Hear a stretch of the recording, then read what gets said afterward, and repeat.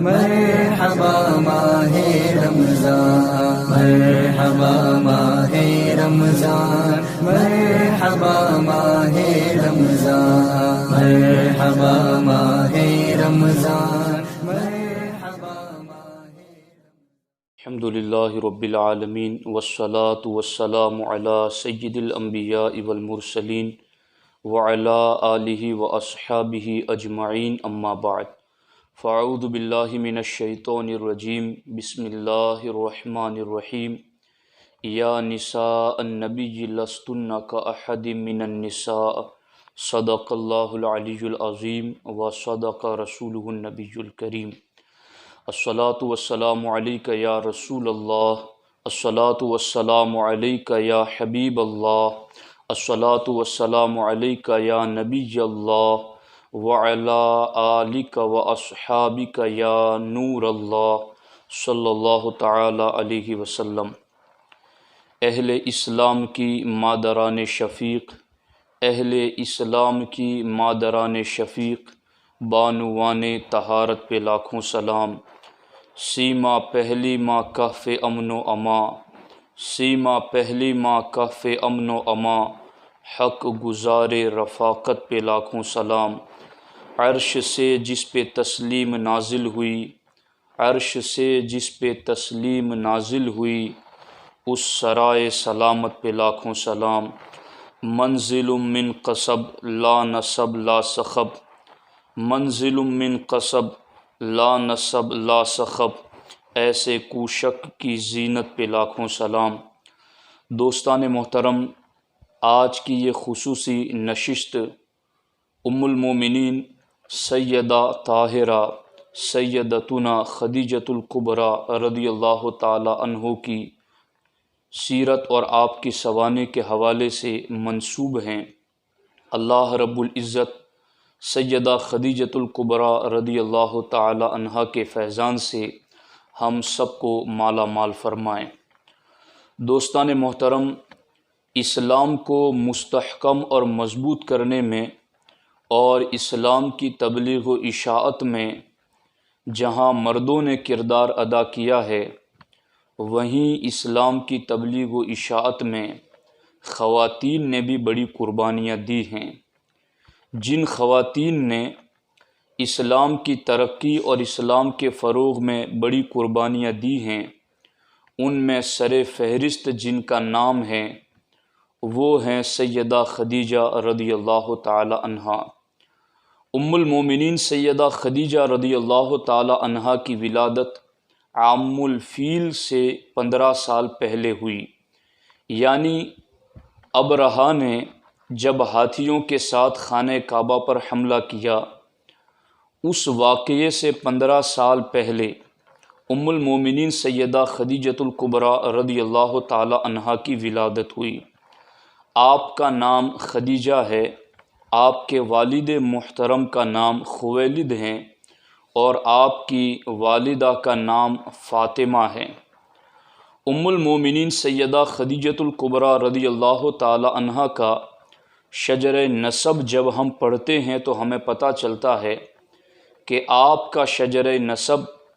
والد اور والدہ دونوں کی جانب سے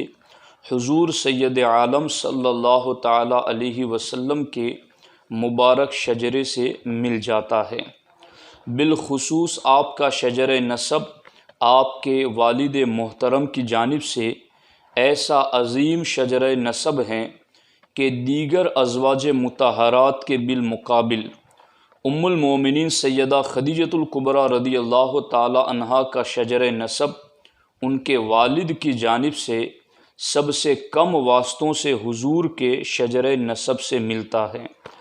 آپ کا شجر نسب کچھ اس طریقے سے ہیں۔ تاریخ میں اور سیرت کی کتابوں میں آپ کا والد محترم کی طرف سے شجر نسب یوں ذکر کیا گیا ہے: خدیجہ بنت خویلد بن اسد بن عبد العزیٰ بن قصی بن کلاب بن مرہ، یعنی اللہ کے رسول صلی اللہ تعالی علیہ وسلم کے جد کریم قصی بن کلاب، یہاں جا کر کے سیدہ خدیجۃ الکبریٰ رضی اللہ تعالیٰ عنہا کا شجر نسب حضور کے شجر نسب سے مل جاتا ہے۔ سیدہ خدیجۃ الکبریٰ رضی اللہ تعالیٰ عنہا کے دادا جان جو کہ عبد العزیٰ ہے، ان کے بعد جو ان کا شجر نسب ہے وہ حضور سید عالم صلی اللہ تعالیٰ علیہ وسلم کے شجر نسب سے ملتا ہے، یعنی بیچ میں صرف 3 واسطے ہیں۔ ایک تو خویلد جو کہ سیدہ خدیجہ رضی اللہ تعالیٰ عنہ کے والد محترم ہیں، اور دوسرے اسد جو کہ سیدہ خدیجہ کے دادا ہیں، اور تیسرے عبد العزیٰ جو کہ پردادا ہیں۔ پردادا کے بعد سیدہ خدیجۃ الکبریٰ رضی اللہ تعالیٰ عنہ کا شجر نسب مصطفیٰ کریم صلی اللہ تعالیٰ علیہ وسلم کے جد امجد سے جا کر کے شجر نسب میں مل جاتا ہے۔ والدہ کی طرف سے آپ کا شجر نسب یوں ہے: فاطمہ بنت زائدہ بن اسم بن حرم بن رواحہ بن حجر بن عبد بن معیس بن عامر بن لوئی۔ تو عامر بن لوئی پر جا کر کے والدہ کی طرف سے آپ کا شجر نسب حضور سید عالم صلی اللہ تعالیٰ علیہ وسلم کے مبارک شجرے میں مل جاتا ہے۔ آپ کے القابات میں سے الکبریٰ یہ بڑا مشہور لقب ہے جو ہمیشہ آپ کے نام کے ساتھ استعمال ہوتا ہے۔ آپ کا ایک دوسرا لقب ہے طاہرہ۔ زمانے جاہلیت میں آمد اسلام اور اظہار اسلام سے قبل بھی سیدہ خدیجۃ الکبریٰ رضی اللہ تعالی عنہا کو پورا مکہ بلکہ سارے اہل عرب طاہرہ کے خطاب سے یاد فرماتے تھے۔ یہ آپ کے عمدہ اخلاق، آپ کی سیرت اور آپ کے کردار کی پاکیزگی کی بہترین دلیل ہیں۔ آپ کا ایک لقب سیدۃ قریش، قریش کی رئیسہ، یہ بھی آپ کا ایک لقب ہے۔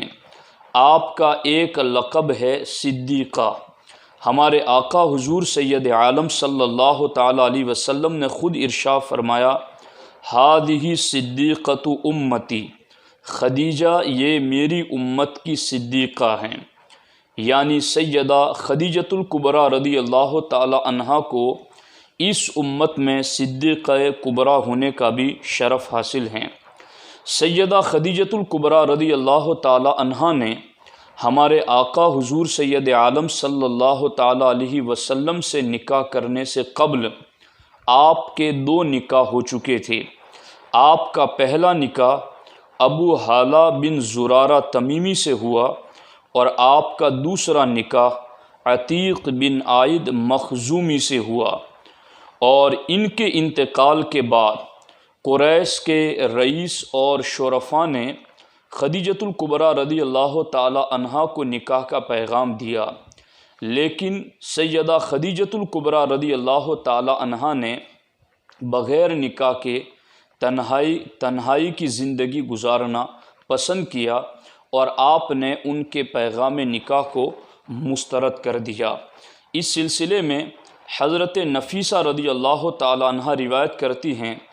کل قومہا کان حریصا علی نکاحہا لو قدر علی ذالک قد طلبوہا وبذلوا لہا الاموال،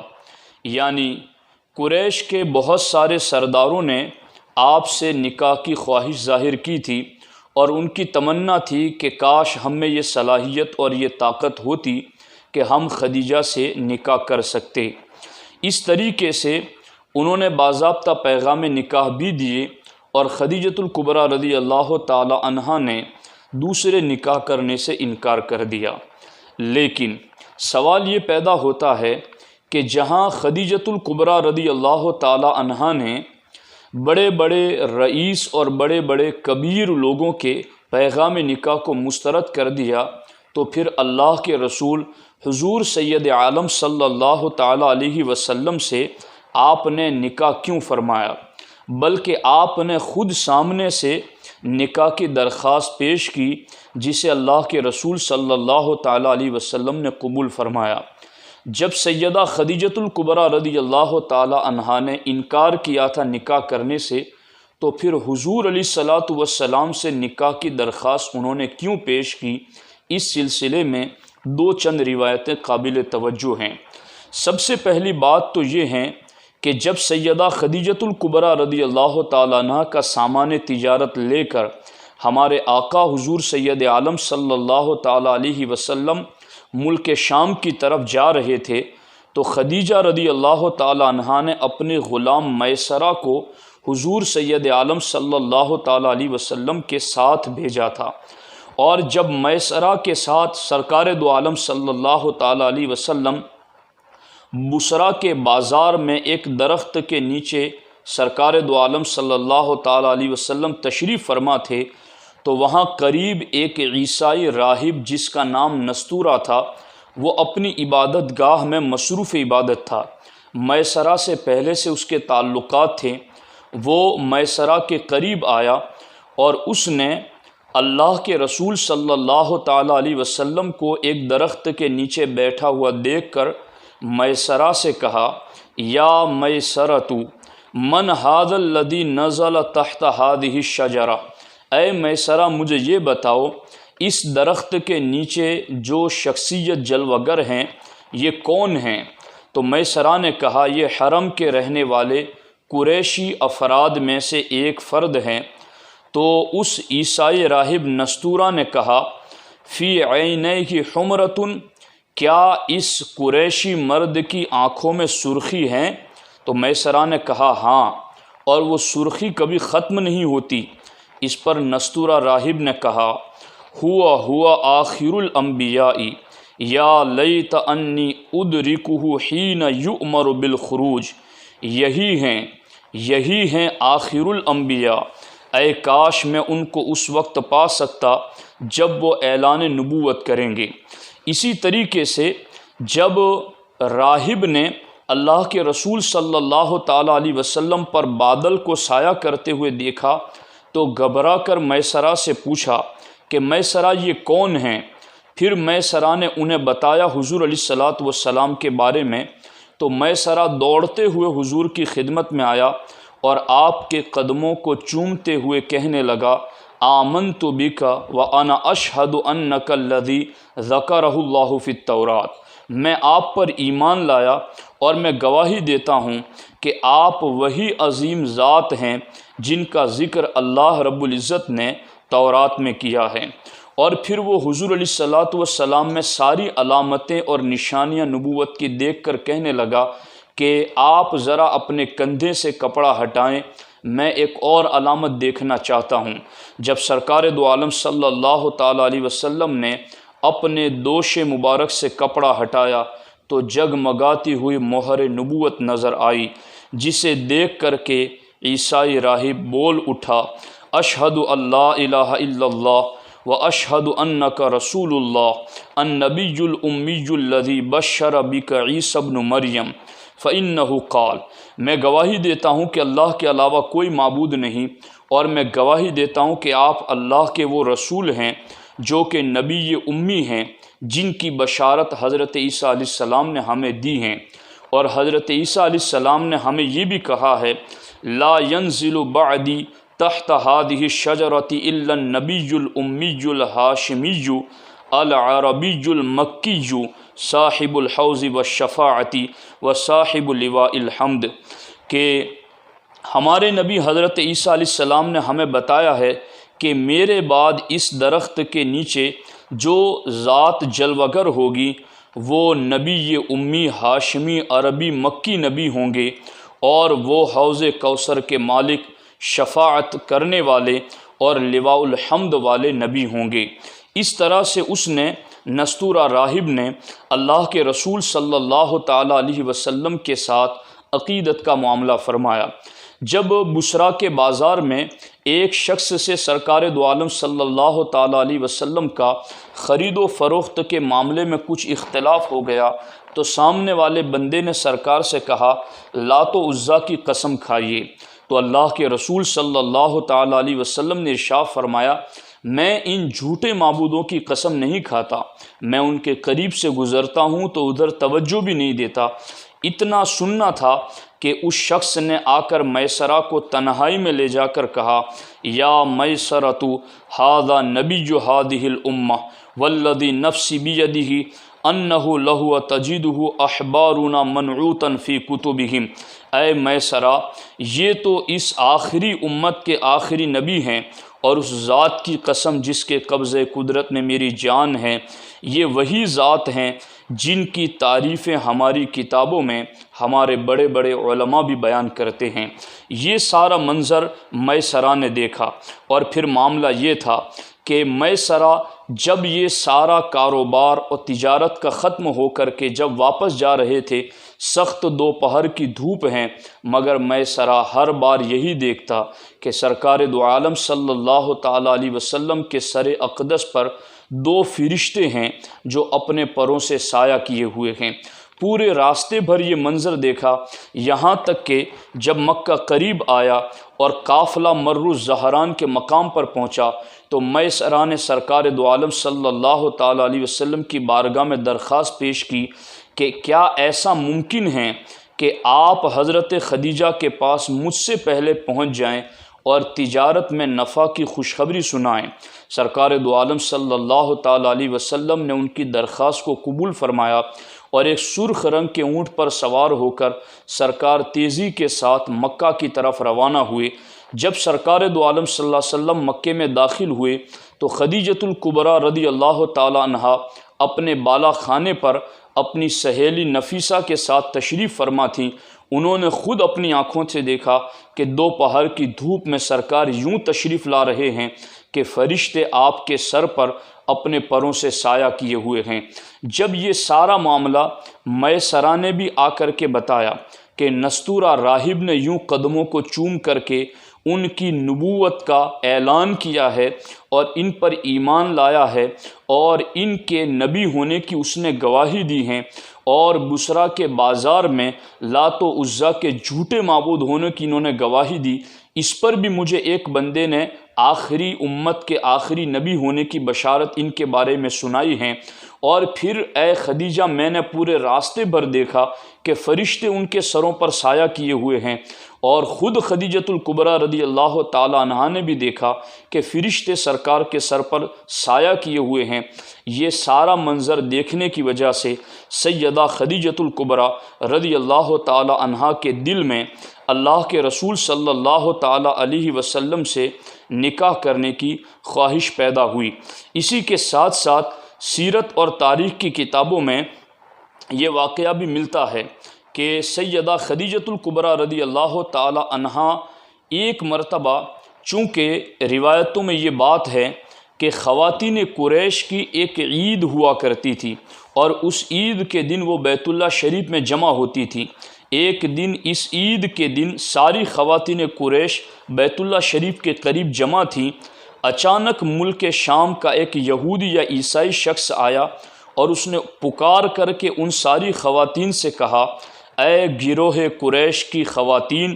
ان قریب تم میں ایک نبی ظاہر ہوں گے جنہیں احمد کہا جائے گا۔ تم میں سے جو عورت بھی ان کی زوجہ بننے کا شرف حاصل کر سکتی ہو وہ ضرور ایسا کریں۔ یہ سن کر کے ساری عورتوں نے اس یہودی یا عیسائی کو پتھر اور کنکر مارے، بہت برا بھلا کہا اور نہایت سخت کلامی کی، لیکن سیدہ خدیجۃ الکبریٰ رضی اللہ تعالیٰ عنہ نے خاموشی اختیار کی، اور آپ نے اس بات سے منہ نہیں موڑا جس سے عورتوں نے منہ موڑ لیا تھا، بلکہ آپ نے اس یہودی اور اس عیسائی کی بات کو اپنے دل میں جگہ دی، اور جیسے ہی سرکار دو عالم صلی اللہ علیہ وسلم کے حوالے سے میسرہ نے اپنے پورے سفر کی داستان سنائی، اور نستورہ راہب کے حوالے سے آسمانی کتابوں کی بشارتیں ان کے حوالے سے سنائی، جب یہ سارا کچھ منظر سیدہ خدیجۃ الکبریٰ رضی اللہ تعالی عنہا نے دیکھا، تو پھر سیدہ خدیجۃ الکبریٰ رضی اللہ تعالی عنہا نے اللہ کے رسول صلی اللہ تعالی علیہ وسلم کے بارے میں ورقہ بن نوفل سے جا کر پوچھا۔ یعنی یہ ساری بات لے کر کے ورقہ بن نوفل کے پاس گئیں، اور ورقہ بن نوفل سے حضور کے بارے میں یہ ساری بات سنائی۔ تو ورقہ بن نوفل اس وقت عیسائی عالم تھے اور آسمانی کتابوں کا ان کے پاس علم تھا۔ انہوں نے میسرہ کے حوالے سے اور نستورہ کے حوالے سے جو کہ انہوں نے حضور کے بارے میں بتایا، سیدہ خدیجۃ الکبریٰ کی زبانی سنا تو ورقہ بن نوفل نے اپنا جو انصاف پسند نظریہ تھا وہ خدیجۃ الکبریٰ رضی اللہ تعالیٰ عنہ کے سامنے ظاہر کرتے ہوئے کہا، لئن کان ھذا حقا یا خدیجۃ ان محمدا صلی اللہ تعالی علیہ وسلم لنبی ھذہ الامہ قد عرفت انہ کائن لہذہ الامۃ نبی ینتظر ھذا زمانہ۔ اے خدیجہ، اگر نستورہ کی باتیں، میسرہ کی باتیں اور جو کچھ تم نے دیکھا یہ ساری باتیں سچ ہیں تو پھر کیا ہے، ان محمدً صلی اللہ علیہ وسلم لنبی ھذہ الامہ، تو پھر بلا شبہ بالیقین محمد صلی اللہ علیہ وسلم اس امت کے نبی ہیں، اور میں پہچان گیا ہوں کہ اللہ کے رسول صلی اللہ علیہ وسلم اس امت کے وہی نبی ہیں جن کا انتظار کیا جا رہا ہے، اور یہ آپ کا ہی زمانہ ہے۔ آپ دیکھیں، یہ ہیں سیدہ خدیجۃ الکبریٰ رضی اللہ تعالی عنہا نے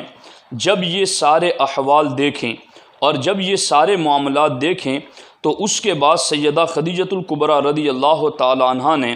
حضرت نفیسہ کے ذریعہ پیغام نکاح دیا، اور اللہ کے رسول صلی اللہ تعالی علیہ وسلم کا پھر سیدہ خدیجۃ الکبریٰ رضی اللہ تعالی عنہا سے نکاح ہوا۔ اس سلسلے میں چند خصوصیات سیدہ خدیجۃ الکبریٰ رضی اللہ تعالیٰ عنہ کی میں آپ کی خدمت میں عرض کرنا چاہتا ہوں۔ سب سے پہلی آپ کی خصوصیت یہ ہے کہ اللہ کے رسول صلی اللہ تعالیٰ علیہ وسلم کے نکاح میں سب سے پہلے جس خاتون کو بطور زوجہ آنے کا شرف ملا وہ سیدہ خدیجۃ الکبریٰ رضی اللہ تعالی عنہا ہیں، اور سب سے پہلے آپ ہی کو ام المومنین ہونے کا خطاب دیا گیا، اور اللہ کے رسول صلی اللہ تعالی علیہ وسلم نے سیدہ خدیجۃ الکبریٰ رضی اللہ تعالی عنہا کی حیات میں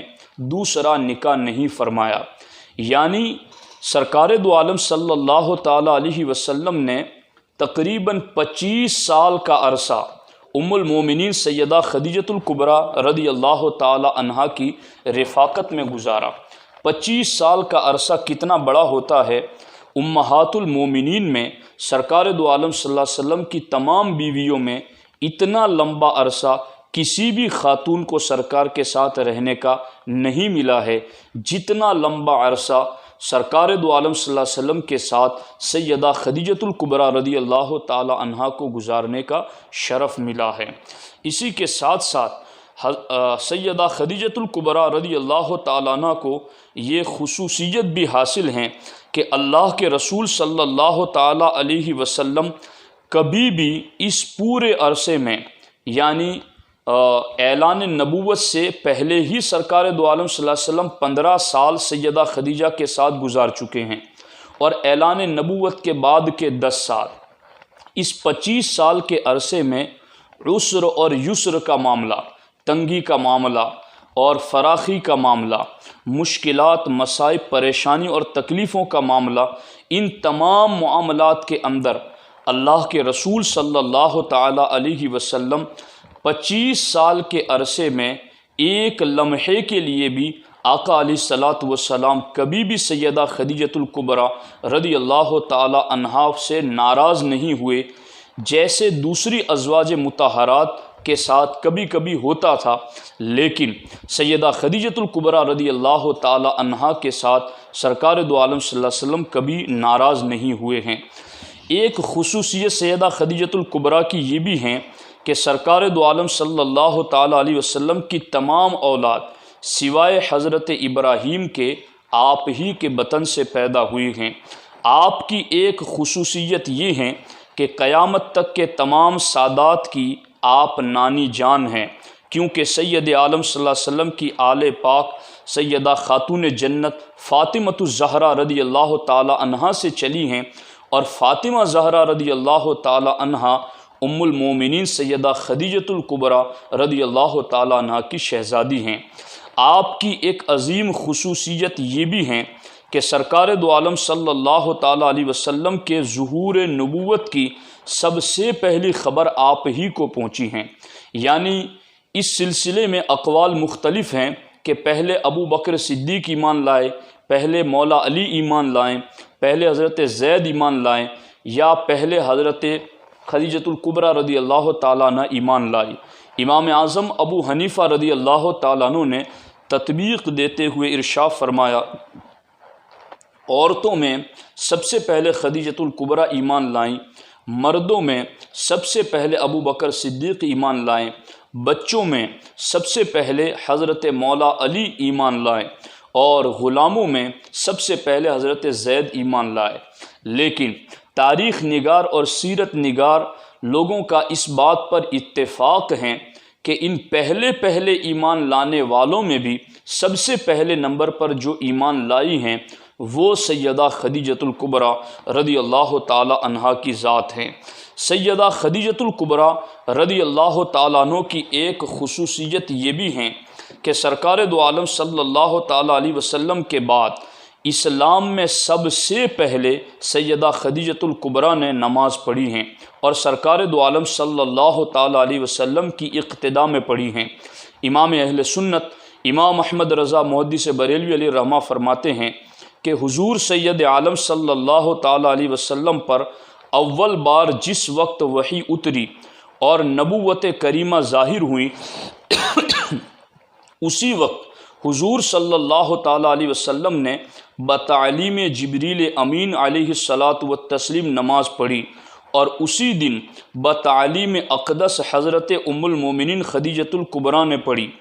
دوسرے دن امیر المؤمنین علی مرتضیٰ رضی اللہ تعالیٰ عنہ نے حضور صلی اللہ علیہ وسلم کے ساتھ پڑھی کہ ابھی سورہ مزمل نازل بھی نہ ہوئی تھی، تو ایمان کے بعد پہلی شریعت نماز ہیں۔ تو آپ دیکھیں کہ سرکار دو عالم صلی اللہ تعالیٰ علیہ وسلم کے ساتھ سب سے پہلے نماز پڑھنے کا شرف بھی سیدہ خدیجۃ الکبریٰ رضی اللہ تعالیٰ عنہا کو ملا ہے۔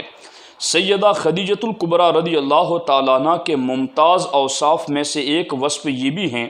کہ آپ رضی اللہ تعالیٰ عنہ ہمیشہ پیارے آقا صلی اللہ علیہ وسلم کی تعظیم کرتی رہیں، اور بعثت سے پہلے اور بعد آپ کی باتوں کی تصدیق کرتی رہیں۔ ام المومنین سیدہ خدیجۃ الکبریٰ رضی اللہ تعالی عنہا کی ایک خصوصی فضیلت جو ہیں، جس کی طرف میں آپ کی توجہ دلا کر اپنی گفتگو کو ختم کرنا چاہتا ہوں، وہ آپ کی فضیلت یہ ہیں کہ اللہ کے رسول صلی اللہ تعالی علیہ وسلم جب وحی کے نزول سے پہلے غار حرا تشریف لے جاتے اور کئی دنوں تک وہاں عبادت میں مصروف رہتے، تو سیدہ خدیجۃ الکبریٰ رضی اللہ تعالی عنہا اس زمانے میں کھانا پانی لے کر حضور کی خدمت میں حاضر ہوتی۔ ایک مرتبہ سیدہ خدیجۃ الکبریٰ رضی اللہ تعالی عنہا کھانا پانی لے کر جب سرکار کی بارگاہ میں پہنچی غار حرا، تو بخاری شریف کی حدیث ہے، اتا جبرائیل النبی صلی اللہ علیہ وسلم، تو جبریل امین بارگاہ رسالت میں حاضر آئے، فقال، اور کہا، یا رسول اللہ صلی اللہ علیہ وسلم، هذه خدیجۃ قد اتت معها اناء فیہ اداء او طعام او شراب، حضور یہ خدیجہ ہیں جو آپ کی خدمت میں کھانا پانی لے کر حاضر آئی ہیں، فَإِذَا هِيَ أَتَتْكَ فَقَرَ عَلَيْهَا السَّلَامَ مِن رَبِّهَا وَمِنِّي، حضور جب خدیجہ آپ کے پاس پہنچ جائیں تو آپ انہیں اللہ کا بھی سلام کہیں اور میرا بھی سلام کہیں، وَبَشِّرْهَا بِبَيْتٍ فِي الْجَنَّةِ مِن قَصَبٍ لَا صَخَبَ فِيهِ وَلَا نَصَبَ، اور آپ حضرت خدیجہ کو جنت میں خالص مروارید کے ایک محل کی بشارت دیں جس میں کسی قسم کا رنج و الم نہیں ہوگا۔ ازواج مطہرات ساری ہی شان والی ہیں، مگر جس خاتون کو یعنی ازواج مطہرات میں سے سرکار دو عالم صلی اللہ علیہ وسلم کی جس بیوی کو اللہ نے سلام کہا ہے وہ صرف خدیجۃ الکبریٰ رضی اللہ تعالیٰ عنہ کی ذات ہیں، اور صرف خدیجۃ الکبریٰ کی ذات ہیں جنہیں سرکار دو عالم صلی اللہ تعالیٰ علیہ وسلم نے اس زمین پر رہتے ہوئے جنت کا پھل کھلایا ہے۔ اور یہی خدیجۃ الکبریٰ رضی اللہ تعالیٰ عنہ ہیں، جب ان کے ایک صاحبزادے کا انتقال ہو گیا اور انہیں کچھ غم ہوا، سرکار دو عالم صلی اللہ تعالیٰ علیہ وسلم نے فرمایا کہ انہیں جنت میں حوریں دودھ پلا رہی ہیں اور ان کی مدت رضاعت پوری کریں گی۔ اور پھر سرکار نے فرمایا اے خدیجہ، اگر تم چاہو تو میں تمہارے بچے کی آواز جنت سے تمہیں یہاں سنا دوں۔ مگر خدیجۃ الکبریٰ رضی اللہ تعالیٰ عنہ کا ایمان اتنا کامل ہے کہ آپ نے کہا حضور آپ نے کہا تو میں اس پر ایمان لاتی ہوں۔ تو آپ دیکھیں سیدہ خدیجۃ الکبریٰ رضی اللہ تعالی عنہا کو اللہ رب العزت نے یہ عظمتیں اور یہ شانیں عطا فرمائی ہیں۔ خصوصیت کے ساتھ یہاں اس بات کو آپ توجہ کے ساتھ سماعت کریں کہ سیدہ خدیجۃ الکبریٰ رضی اللہ تعالی عنہا مکہ کی وہ عظیم خاتون ہیں کہ جن کے تجارت اور جن کے کاروبار کی دور دور تک شہرت ہیں۔ جب شام کی طرف آپ کے تجارت کے قافلے نکلتے تو پورے مکے کے لوگوں کے اونٹ ایک طرف ہوتے اور آپ کے تنہا تجارت کے اونٹ ایک طرف ہوتے۔ اتنی بڑی تاجرہ خاتون، مگر جب اتنے بڑے سرمایے اور مال کے ساتھ سرکار سے نکاح کیا تو پھر اس مال کا کیا کیا؟ اللہ رب العزت قرآن مجید میں فرماتا ہے وَوَجَدَكَ عَائِلًا فَأَغْنَىٰ، اور اے محبوب تمہیں حاجت مند پایا پھر غنی کر دیا۔ تو اللہ رب العزت نے اپنے محبوب کو غنی کس طرح سے کیا؟ تفسیر نصفی اور تفسیر قرطبی میں ہے فَأَغْنَاكَ بِمَالِ خدیجہ، اور آگے طبقات ابن سعد میں یہ بھی ہیں فَأَعْتَتْنِي مَالَهَا فَأَنفَقْتُهُ فِي سَبِيلِ اللَّهِ، کہ اللہ رب العزت نے خدیجہ کے مال کے ذریعہ آپ کو مالدار کر دیا۔ سرکار دو عالم صلی اللہ علیہ وسلم کی بارگاہ میں سیدہ خدیجہ نے اپنا پورا سرمایہ پیش کر دیا اور سرکار فرماتے ہیں میں نے خدیجہ کا سارا مال اللہ کے دین کے لیے خرچ کر دیا۔ تو یہ وہ خاتون ہیں جو سب سے پہلے نمبر پر ایمان بھی لائی ہیں اور سب سے پہلے نمبر پر جنہوں نے اتنا بڑا سرمایہ دین کی راہ میں خرچ بھی کیا ہے۔ اور یہی خاتون ہیں کہ جب سوشل بائیکاٹ ہوا سرکار دو عالم صلی اللہ علیہ وسلم کا تو 3 سال تک شیب ابی طالب میں سیدہ خدیجہ حضور کے ساتھ رہیں، اور اسی کٹھن وادیوں میں اور کٹھن دن گزارنے کے بعد جب اس وادی سے نکلی، اس کے نکلنے کے بعد ہی سیدہ خدیجۃ الکبریٰ رضی اللہ تعالی عنہ کا وصال ہوا۔ تو یہ ہماری وہ عظیم ماں ہیں جن کا اسلام پر بڑا احسان ہے۔ مسلمانوں کے لیے ان کا گھر جائے امان اور دارالامان تھا، جن کی دولت نے دور دور تک اسلام کے پرچم لہرائے۔ 10 رمضان المبارک آپ کا یوم وصال کا دن ہے۔ جنت المعلیٰ میں آپ آرام فرما ہیں۔ سرکار دو عالم صلی اللہ علیہ وسلم نے آپ کو خود اپنے ہاتھوں سے قبر میں اتارا ہے۔